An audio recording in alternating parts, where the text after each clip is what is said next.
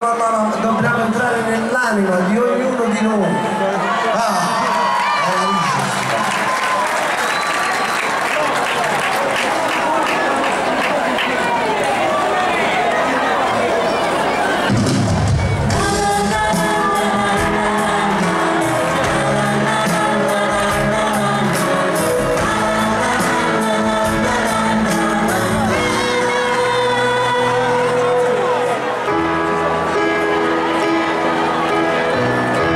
Non ci sarà